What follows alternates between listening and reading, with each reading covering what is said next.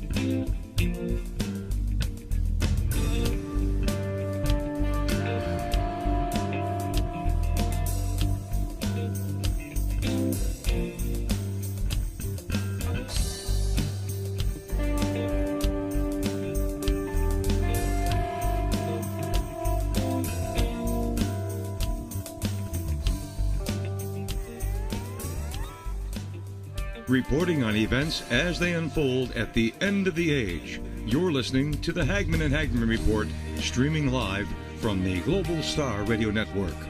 Please stand by. Doug and Joe will be right back.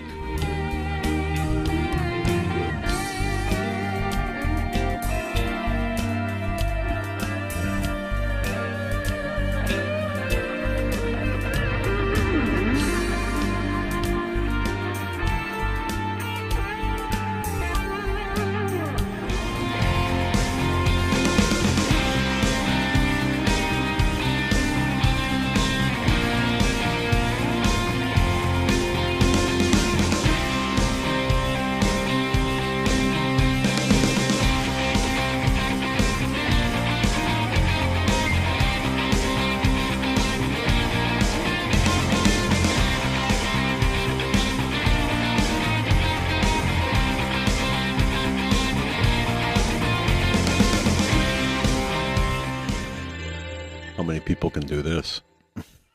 Does your tie do this? All right. Yeah. Welcome back, ladies and gentlemen, to this segment of the Hagman and Hagman Report. You have to be on YouTube, of course, to see what I was doing. Just goofing around here, trying to lighten the mood in an otherwise dark period of time. And speaking of lightening the mood and really classing our show up is Mr. Stan Deyo, a gentleman that Joe and I, we tell the story all the time. Joe and I, Joe grew up listening. I shouldn't say grew up. When he came of age, he would listen to Stan Deyo and Art Bell when Stan was on with Art. And Stan is a gentleman I have grown to respect, admire, really respect his research, respect him as a physicist, a scientist, and his wife as an author. And just a wonderful guy, great people. So we're just so happy tonight to have him in the wake of the Colorado conference, having him back on our show tonight. It's such a pleasure to have him back. Before we get to Mr. Stan Deyo, I just want to remind people, if you go to hagmanandhagman.com, click on the link on the right-hand side. If you're going to be anywhere near Indianapolis a week from tomorrow, or a week from Thursday, yeah, it's a week from Thursday, right?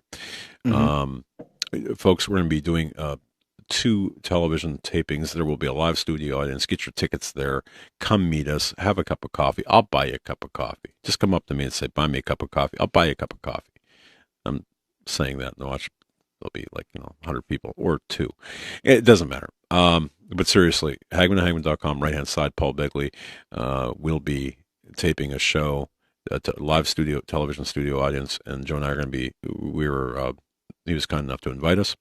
But you've got to register to get your tickets. So please get your tickets ASAP, because they will be gone before you know it. That's hagmanandhagman.com, right-hand side, Paul Begley Prophecy, live studio audience. Get your tickets, meet us, give you a hug. We'll take some selfies, and we'll be known. I'll be known as the guy who knows Stan Deyo. Okay. That's an old Married with Children sitcom joke.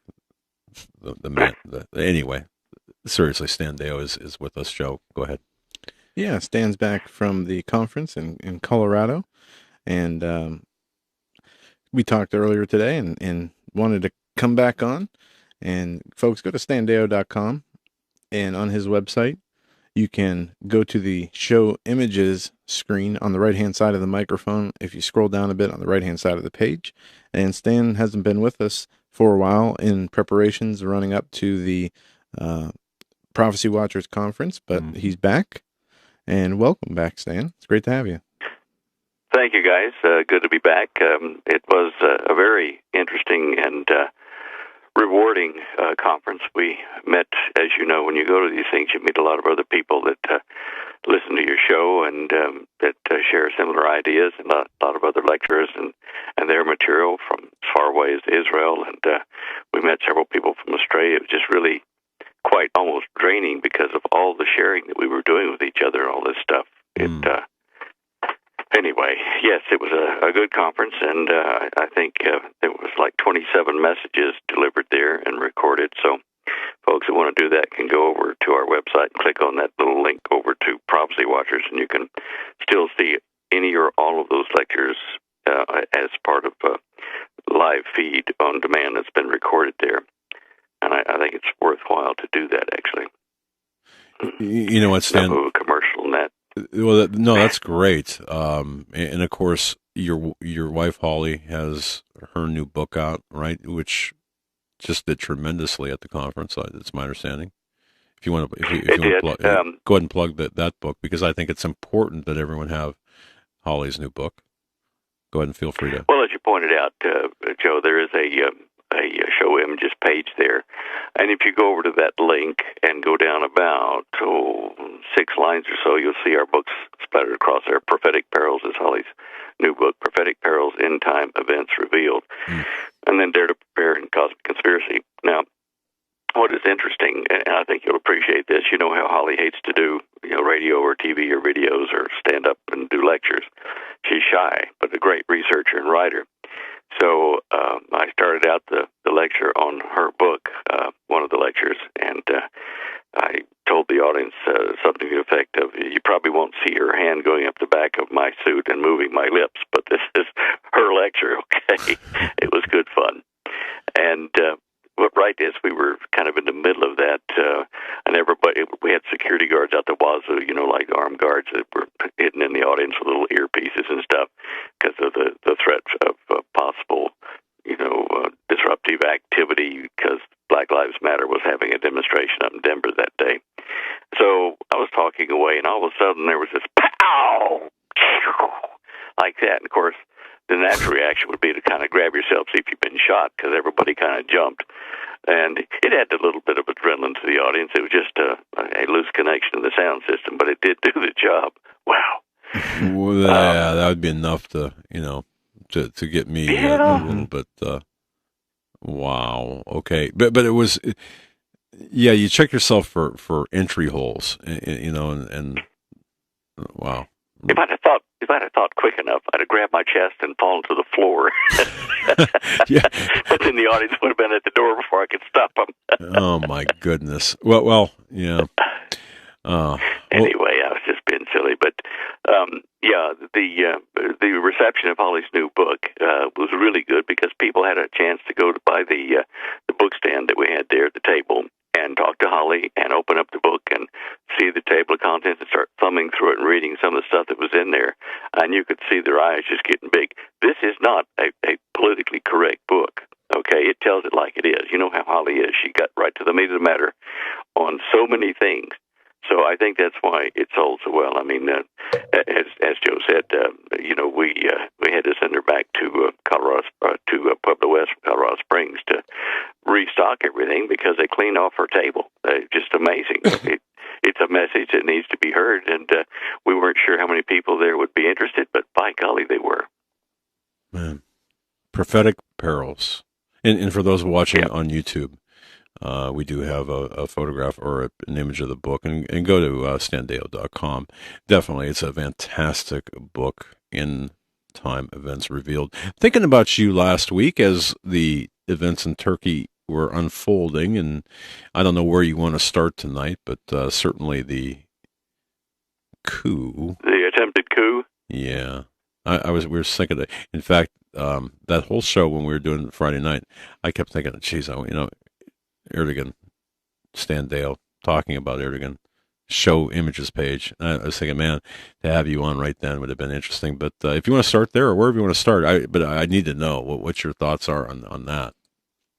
Well, we can start there. I'm easy. There's many things to talk about tonight. We're not going to get to all of them anyway. But, at the conference, I forget, when did they announce that? On Friday afternoon, wasn't it?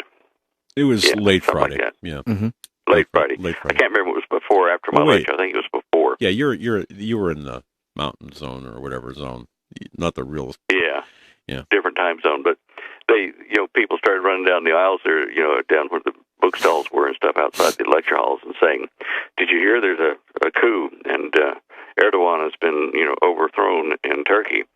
Well, of course, I had Erdogan in lecture 1, and in lecture 2, I pointed to him as a potential antichrist or second beast, but one of the guys to watch, because of his growing strength there. And I thought, well, I can't jerk him out of my lecture now. I'll just have to go with it. So before I was even through with the lecture, they were saying that he had maintained control and had arrested thousands of people and had stopped the coup.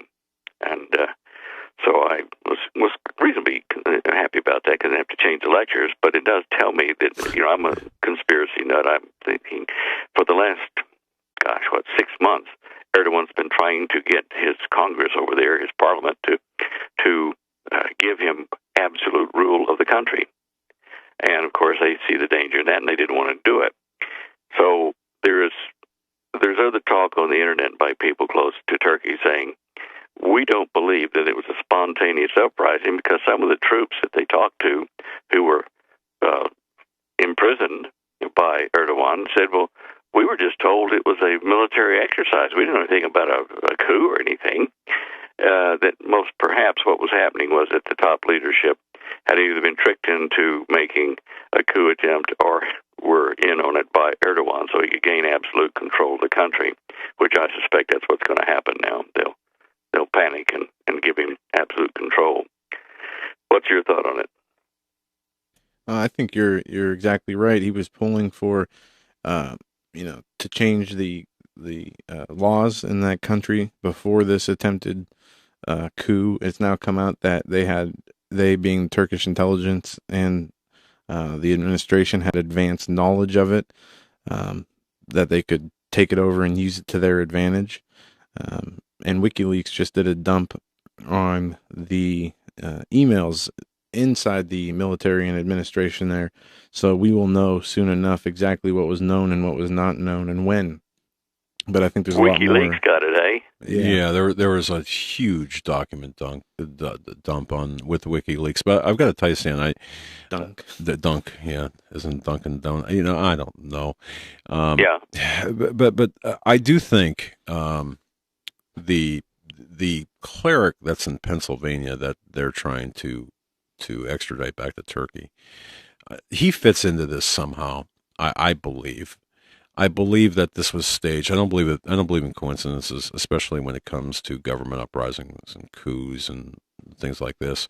And I'm worried too about what about our nukes over there at the air base?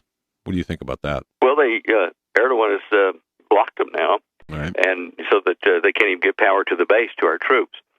Now, that might be a card he's playing to get this guy back from the States that he wants sent back home to him, extradited back to Turkey.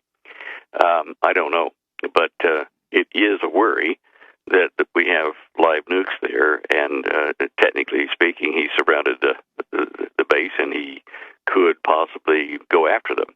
It might not give him the codes to operate, but I'm sure there's smarter ways to find how to do that. But yeah, it's a concern, and as you know, I've been talking about Erdogan now for probably a year.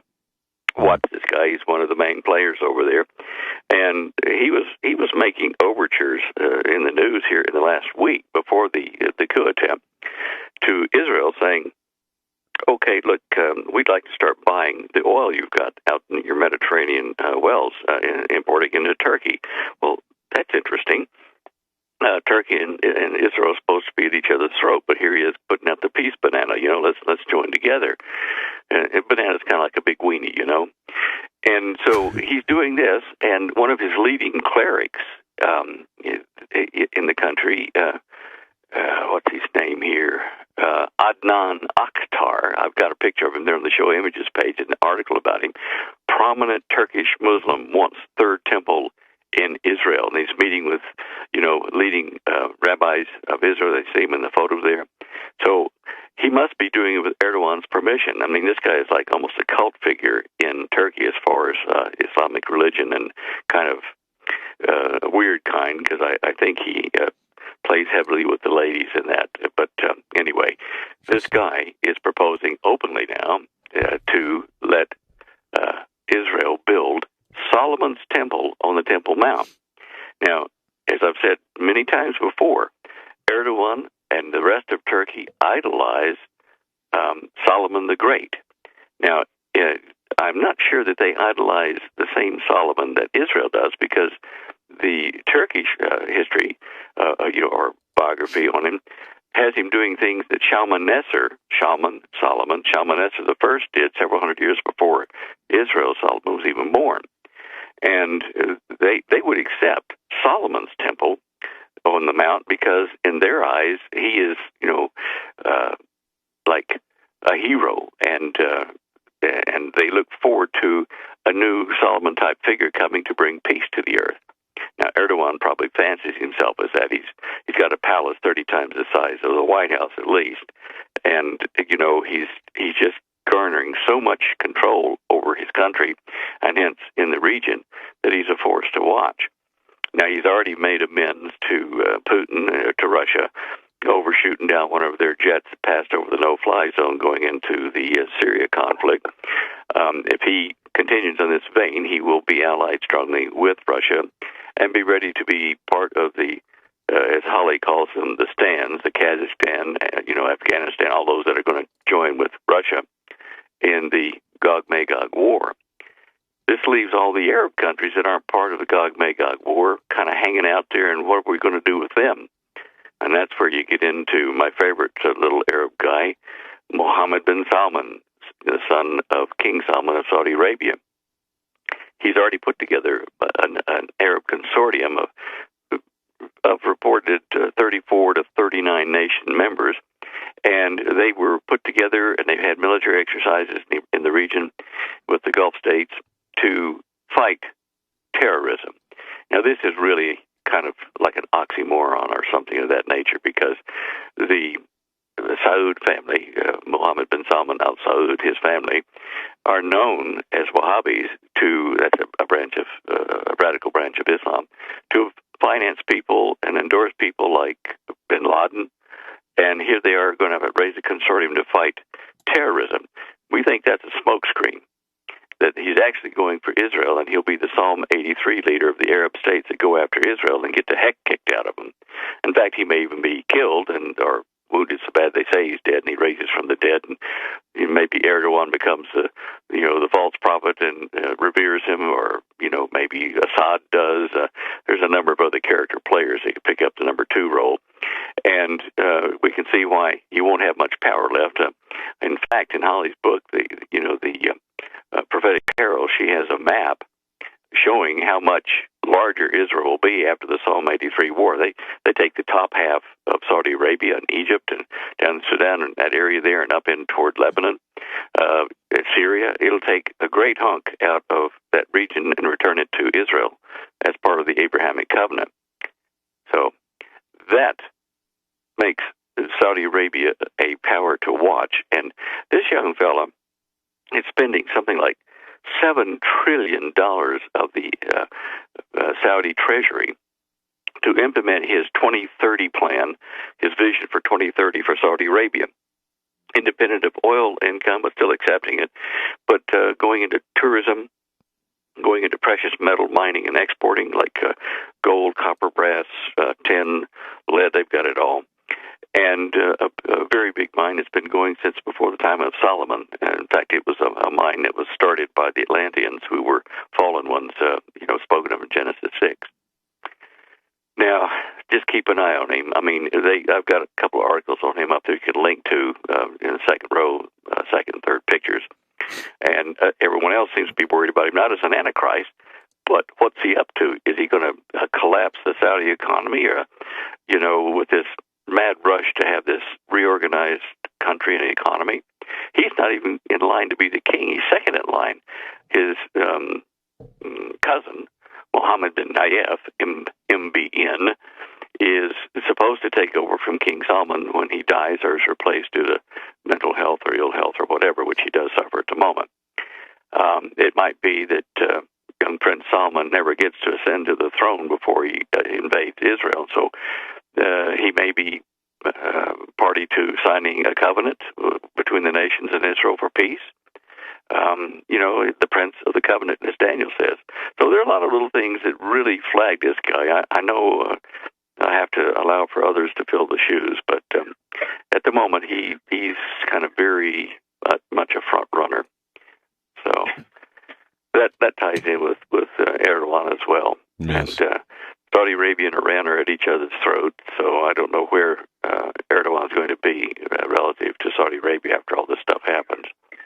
I think America is going to be neutered one way or another by the elections or the chaos that precedes or follows the election, no matter which way it goes. And we're going to have so much domestic trouble, we're not going to be able to help Israel, which means they're going to have to see that God helps them or they're done. And I think that will happen. Yeah, I think you're right. And it's a sobering geopolitical venue. I mean, when you look at everything that's happening is very sobering. It's exciting. It's a great time to be a Christian. Exciting time to be a Christian, but it is sobering when you think of the bumpy road ahead. And your analyses, definitely sobering. Man, and Holly's, folks, I got to tell you, her book, fantastic book. Grab it while you can. I mean, she paints puts things in some pretty good puts things in perspective geopolitically and prophetically. So, anyway, thank you. And it's not like you have to wade through the PC parts of it. As I said, No. She tells it like it is, just like you were sitting here in the living room with her, and here's what you got to deal with. And, here's the proof. Yeah, and if you don't agree with it, she'll take. No, I was going to say she'll take it and hit you upside the head with it. That's me. I mean, I would do it because it does. It's very frank. It's very. It's folks, just do yourself a favor, and if you want to understand the prophetic implications of what we're living in, Holly Deyo's book, absolutely. But yes, and your research, man, just looking at your show page, and folks, go to standeyo.com for his books, his videos, lectures, everything, Holly's book, but the show images to what we're talking about tonight. Go ahead, sir. Rather than ramble. Talking about her book, there was one of the things that I was really surprised at was the number of cities that have joined this International Council for Local Environmental Initiatives, and it's shortened to the name ICLEI, and that just doesn't even do the justice to what these clowns are doing. They're wanting to get everybody off of the countryside, the land, and bring them into the cities, and use the places where we used to live on bigger properties, bigger houses, as agricultural or, renewed forests and animal stuff and stuff like that. There's over 9,000 cities she has on a map in that book, and I listed this in the lecture. But they come under so many different names. They sneak in and they tell you, like our Pueblo West here, or Pueblo, our city nearby. Since we've been here, they started putting little marks, white marks, on some of the suburban, the city roads where people still live in the city there. And these marks are bike paths right down the middle of a two-way street, which doesn't really have room for, but that's part of the ICLEI development. They have to do a certain amount to be a member of this worldwide organization. Now, the majority of the stuff happens in the New England states, California, and all through Europe, Italy.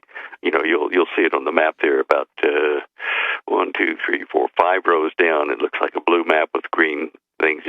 You just click on that, and you'll get a bigger map to see all of these places that are members of this ICLEI Council, which really is just going to take people's property away and move them into the cities. And I suspect that Prince Salman is already supporting that with his 2030 initiative. He's very forward-thinking. But if you hear things like this, your neighborhood is being marked a bioregional or biodiversity zone or a buffer zone, or an eco-village, or we're downsizing, or walkable communities, or wildlands projects, or eco-city.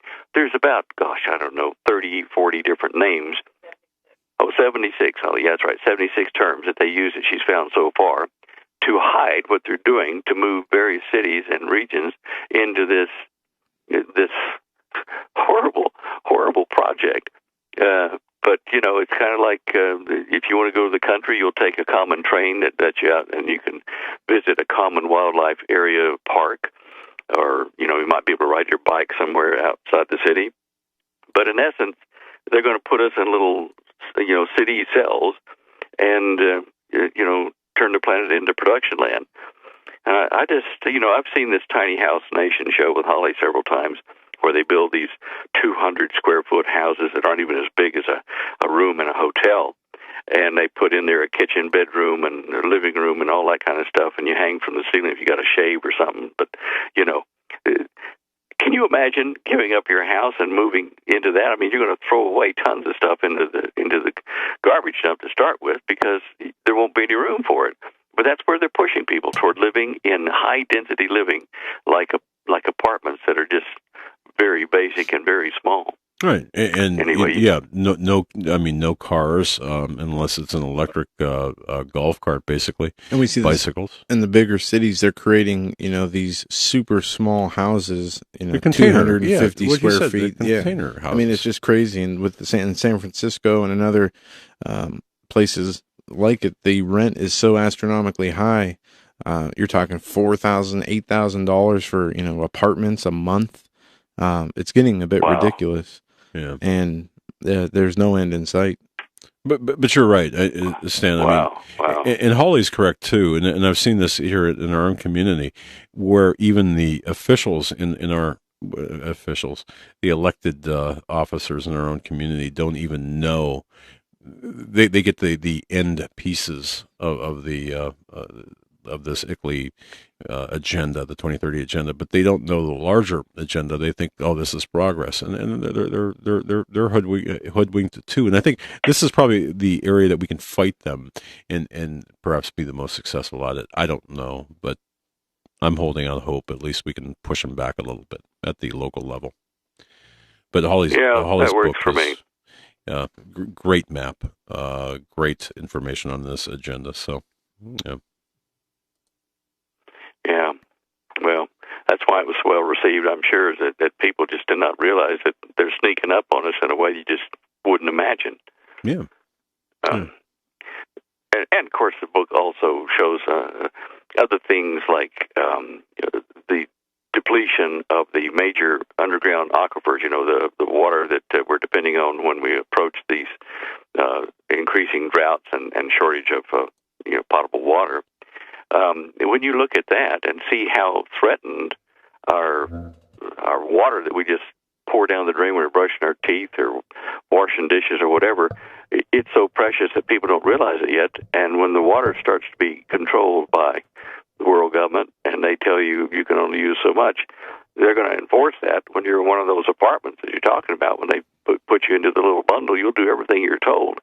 That's even without having a numbering system, which we know is coming anyway. But, Holly also put in there some of the dream visions or actual visions that various like prophets or evangelical leaders have had, from David Wilkerson to Branham to, she covered a number of these guys, I think about 7 of them, and their prophecies for America. And some of them kind of differ on one point or the other, but basically the general gist of it is that we're about to collapse. And as part of that prophetic stuff, like with Perry Stone,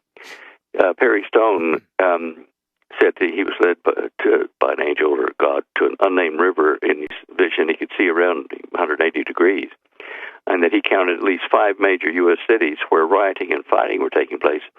So Holly had to look up to see which cities have already filed for bankruptcy protection because they can't handle, their municipal expenses, like, for medicine, hospitals, doctors, fire, that kind of stuff. Here's a list of just 12 of those cities that are bankrupt. Vallejo, California; Stockton, California; Mammoth Lakes, California; San Bernardino, California. By the way, that does sound like a lot of California, doesn't it? And we can believe that. Harrisburg, Pennsylvania; Central Falls, Rhode Island; Boise, Idaho; Boise County, Idaho; Detroit, Michigan; Jefferson County, Alabama; Pritchard, Alabama; Washington State, Illinois; and Gould, Arkansas. All those have already filed for bankruptcy protection. And then there are 8 more that are facing bankruptcy and haven't filed for protection yet. Scranton, Pennsylvania; San Diego, California again; Hamtramck, Michigan; Jefferson County, Alabama, the county itself; Bell, California; Central Falls, Rhode Island; and Gary, Indiana; and Flint, Michigan. All those are active problem areas where writing is going to happen when, things obviously aren't budgeted, aren't met with the lack of funding. Anyway, she goes on. She has additional cities that are possibly in trouble, which you can read in the book. But that's just telling us positively, why America is going to fall in a heap very shortly. And the visions do say also that America will burn, various descriptors of that, and there will be civil war in America. And we're going to be so weakened that we will not be able to help Israel in the Psalm 83 invasion. Now, if the Psalm 83 invasion is going to come in the next, 6 months, 8 months, something like that, then America's got to fall to pieces to not be able to help. And that would certainly be God's objective, to make Israel turn back to Him instead of any king or any country other than Him to supply help. Anyway, that's I guess I'm waxing on about that, but you know what? I mean, wax on, wax off. No, I mean, sorry, I'm in a goofy mood tonight, but you know what? It's when you mention about us being the United States being neutered, I think look around, folks. I mean, we are in the midst of a civil war. I mean, my source back in 2013 or 2012, before the 2012 election, said this was going to happen if Obama was not going to get in office. And as a matter of fact, Obama got in office. Now, with Obama leaving, it's kind of like a scorched earth policy. I mean, the civil war, the war on the police officers, the bloodied black and blue, pun intended, well, sarcasm intended, not pun, of what Obama has, I believe Obama at the, where the buck stops, really has caused here in America. So I can see this taking place. I can see where America will be so busy internally that externally we won't be able to help anyone.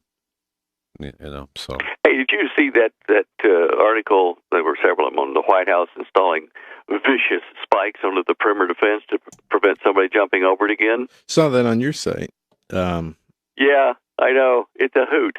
I mean, if you look at the separation of those spikes they put on there, they did say, I'll give them credit, but they did say this was a stopgap measure. But, I mean, anybody worth his salt can throw something right across. They're so close to it, throw right across all those spikes and hump on over the fence, and not even get impaled. They're just not long enough. They're too closely spaced, and it's a typical government screw-up. But I guess the upside of it is that if it happens before a new administration in there or just after one that we don't want, it might solve a number of problems.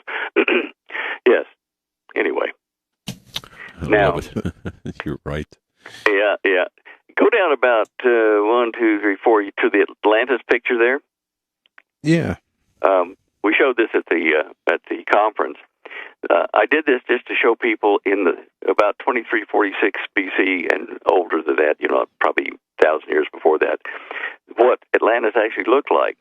And, I've been telling you that I've had Atlantis and your listeners for several months, even before the conference thing. And what I needed to prove this with geology, with flow patterns, and with evidence. And this is what it looked like. It's that Saudi Arabian island, but it's separated from the Red Sea and the Mediterranean and the Arabian Sea. It's separated by small little straits that allow a ship to come into the Persian Gulf, which was originally called the Atlantic. It's not where the Atlantic is today, but that's what it was called after the first son of Poseidon, called Atlas. And anyway, if you see where I say the Straits of Heracles, that's like what they call the Pillars or Straits of Hercules in Plato. It's a narrow strait which links a large ocean or sea, the Mediterranean, with a large ocean, Persian Gulf, Atlantic. And then there's another little passage out of there, as Plato mentions it has to be, over to the Arabian Sea, that great sea out there. I tell you, we are looking at what Atlantis was as an island. Now, geologically, I've gotten support for this now because when you look at the maps of Pangaea, when all the continents were together and then they started to split and drift apart, in my case, they catastrophically split after the impact of an asteroid, but I'll get to that in a minute if we've got time. When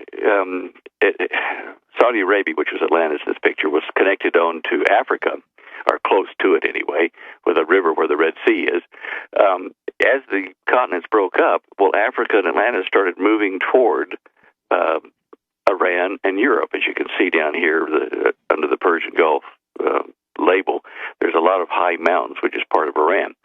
So it didn't always connect. The geology shows that Saudi Arabia, or Arabian Peninsula, and Africa moved together toward Iran and Europe and Turkey, and eventually closed the gap and sealed things off. But there was something else as well. The Bedouin natives, in their lore and legends about the ancient days, were the men of old, the old men, that they called, who occupied the land before the Arabs did. They call the Arabian Peninsula an island, the island of Arabia. And people saying, oh, well, it's just because they don't know better, they want to call it an island. No, their old legends do say it was an island. And then, just last week before I went to the lecture, like 3 days before we left here and I was preparing my speech, a guy named Edmonds, a geologist over in Mongolia, contacted me by email and said, we need to talk by Skype urgently. I have proof that the Arabian Peninsula was weighted down on the Arabian Sea side. You can see that in the image there, and pushed up in the Straits of Hercules side. I said, okay. Turns out he's a Californian that's worked in the oil fields over there, doing deep analysis through cuts through, say, Oman and other of the stands. He's been to Saudi Arabia, Turkey, and all kinds of places. And one of his lecture points on his PowerPoint was a seismic sounding through Oman. And in the picture you're looking at, it would be where the Arabian Sea label is. You go right of that and go straight down through the mountains of Oman and the tip there. And he said, I found over 3,000 meters, which would be roughly 10,000 feet. I found 10,000 feet of overburden that was thrown up onto Oman from something. And he says, your idea, I heard it on Hagman's about an asteroid, would do that. It was in the right place to throw all this ophiolite, that's what it's called, from the mantle of the earth and from the seabed itself, to throw it up over onto Oman. They can't explain, other geologists can't explain why there's so much of it there unless they have an impact crater, which I did find over on the east coast of India. We talked about that on the show some time back. So here I have a scientist with proof, and he says it changed the gravitational constant of the area. It made that whole end of the Saudi peninsula, which is Atlantis there, sink down on that end, but it pushed it up on the other end because of the extra weight. And that's what closed off the Straits of Hercules, which joined the Mediterranean and filled all that area with blue, which was the original Atlantic Ocean, the Persian Gulf, plus going all the way. Isn't that incredible? It's very interesting, Stan, and definitely a different perspective and way of looking at it. If I can ask a question, at the risk of sounding like a real idiot, okay, I think moron. Yeah, that ship sailed. At least for tonight, that ship's up. Okay, so we're looking at the map, and for those listening via Global Star or BTR, there's a map. North would be Africa, and to the left would be the Arabian Sea. To the right, the Straits of Hercules, and then in the center there's Atlantis. Present day, where would that chunk that you have labeled as Atlantis? Present day, where would that be? What is it, present day? Yeah, well, where exactly would that be, present day? It's all of Saudi Arabia, all of the Gulf states. It's Oman, it's Yemen, it's all of the Arabian Peninsula, and part of the coast of Lebanon, and maybe portions of Syria there as well. Wow. Okay, I didn't realize the enormity of that. Okay. It was a lot of ground to cover. Let me tell you, I covered so much of this Arabian Peninsula down at about 100 feet at a time and down an altitude of about 1,000 feet. You would not believe. I mean, Holly will tell you she's been hearing me go click, click, click, click, click, click. Oh, wow. Oh, click, click, click, click, click for months now. And there was just so much information. This map I've given you, if you zoom it up to its full size, you can see actually where the capital island, Poseidon's Island, was and is today, even under 80 feet of sand or so, because the image I got here, I got from NASA, and I got it sent to me, one of the astronauts that actually took the picture, and from orbit, and they made it 3D, and I couldn't do it 3D here because everybody didn't have 3D glasses. But if you look over the wording of Persian and look straight up from where the R and the S are, you'll see a little pimple surrounded by a little bit of land and a little bit of water between it and the coast of Saudi Arabia. It's, technically speaking, it's to the right of Qatar and to the right of Bahrain. And that little pimple showed up in 3D, just like gangbusters, and I had a higher resolution image even than you see here. And that, I have proven many points, that was the island that Poseidon, one of the fallen ones, took a human wife, Cleito, had children, and ruled for some time until he either died or left the planet or whatever. I don't know what gods do in their vernacular, but it didn't say. And Atlantis was punished long after he was out of the picture. But there is also, on that little island, it's called Dammam Island, Dammam. Dammam Island is one of about 8 different choices that I picked to test each one of them to be Poseidon's Island. It's the only one that had the majority of factors that we needed. And it is also, coincidentally, the place that gave wealth to all of Saudi Arabia today. After the close of World War II, there was an American geologist or two that came over, oil, prospectors, and went to Dammam Island and said, "Look, it's a dome, unusual," and it was what's later I found it was called the Dammam Water Dome, and has a couple of layers and aquifers underneath it, which is quite nice over in that part of the world. Anyway, they drilled, and they got the old sheikh that owned it, and they say, "Look, let us drill here. If we find oil, we'll pay you up front, so much gold," because he didn't want any currency, he wanted gold. And so they dug 6 wells, and they got a little bit of water, a little bit of oil, and as they got closer and closer to well number 7, they were getting more water, and they were getting concerned. But anyway, they drilled one more well there, and they hit a bonanza of oil. Paid the sheikh $50,000 in gold, and from then on, a country that was broke and owed everybody became the world's richest nation, and today worth about $17 trillion, almost enough to pay our national debt in one check. So that's Dammam Island, Poseidon's Island, and it's almost just poetic justice, that the death of Poseidon's Island and all of its people and Atlantis is the birthplace of the oil that we're now burning in our cars. We're burning up the remnants of what was left behind after it was destroyed. Well, that's fascinating, Stan. And I'm just looking at some of your images here from previous times you talked about Atlantis on our show that I had saved. And it's hard for me to imagine what the Earth looked like then, before the continental plates drifted apart, and but those stories are there, and they've been around for a long time.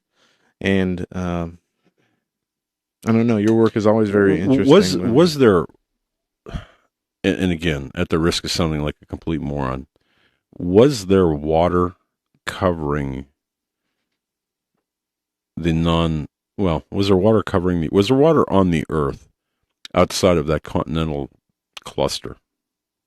Yes, most certainly, yeah. Okay. The landmass is surrounded by water.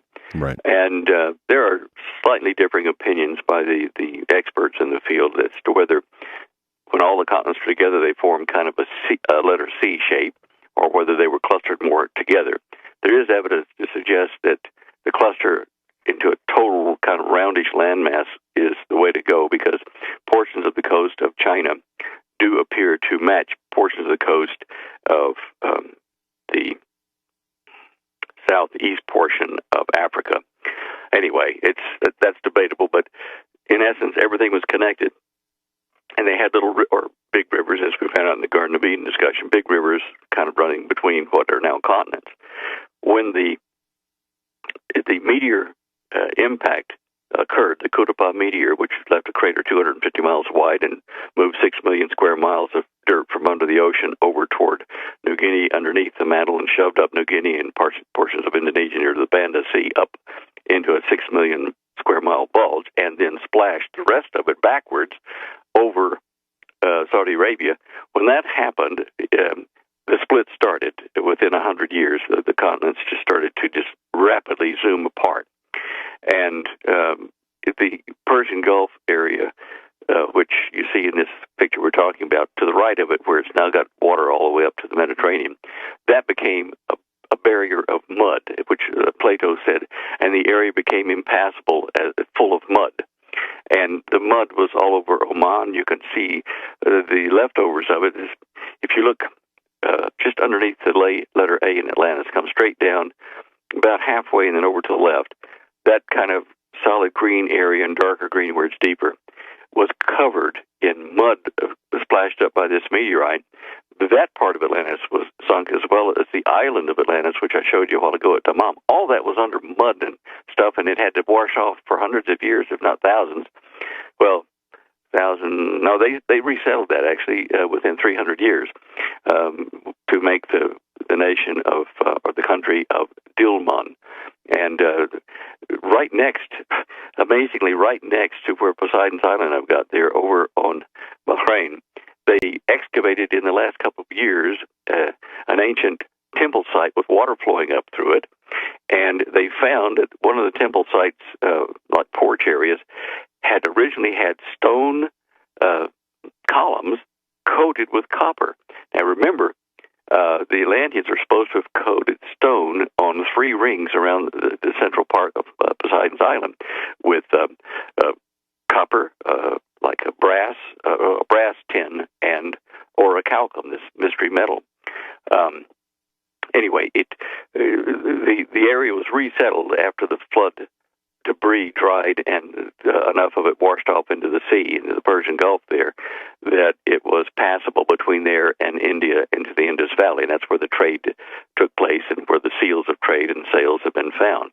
And on Bahrain, there are thousands, nearly 10,000 graves of people that came after the flood to that area and started trade again. So that is Atlantis. There's no question in my mind about it. That is Atlantis. Nice job.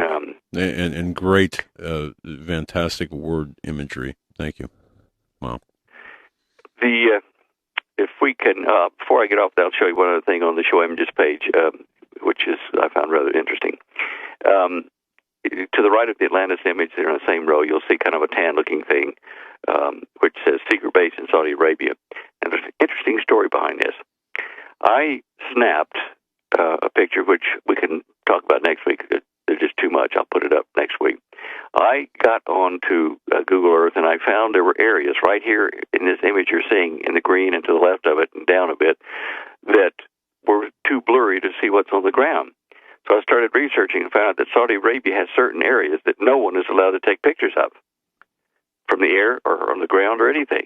Huh. And I remembered when I was with Dr. Teller's team down there doing anti-gravity research in Australia, one of my security detail told me about a base that we had in Saudi Arabia, 120 kilometers outside of Riyadh, and that's there in what's called the Jabal Tuwaik mountain range. Now that means that base lies along that arc somewhere, very close to Prince Sultan Air Base there, Saudi Arabia's air base. I found, not with Google, but with Bing Maps, I started scouring that area, and holy cow, I found a base there with one of those white round geocommunication domes with what would be hangars, large hangars and stuff, of kind of rectangular or square design, but the roof had like big L-shaped cuts in it. It wasn't like the sides that would open out and a plane attacks out. They had no airfield, and whatever was in there goes straight up through the roof, and it didn't matter what the opening size looked like. And I found 3 little round launch pads in there, or whatever it is. These things looked like something that would be American technology to me. I've seen other bases we had, and this looks like that. Well, I screen snapped all that, thinking, well, I'll come back and look at this later. And with Bing, they don't include the latitude, longitude in the image you see. You have to dig for it. Well, I thought, I'll come back. I know where it is. I came back the next day, and it was gone. I could not find it. I scoured that thing there, 100 foot by 100 foot in strips, back and forth, going down to find it. It was gone. And, I'll put the pictures up next week, just remind me, and people can try to match it in Bing from the color of the soil, the geography of it, and they can search and see if they can find that base. But I think my IP address has been recorded, and I couldn't get access to those films anymore. Anyway, okay. And I don't know. I mean, this base was an alien human. This base was an alien human base. It was guarded by lethal force at a distance, which meant you couldn't even approach close without being shot down. Okay, that answer. That was my question. All right. Wow.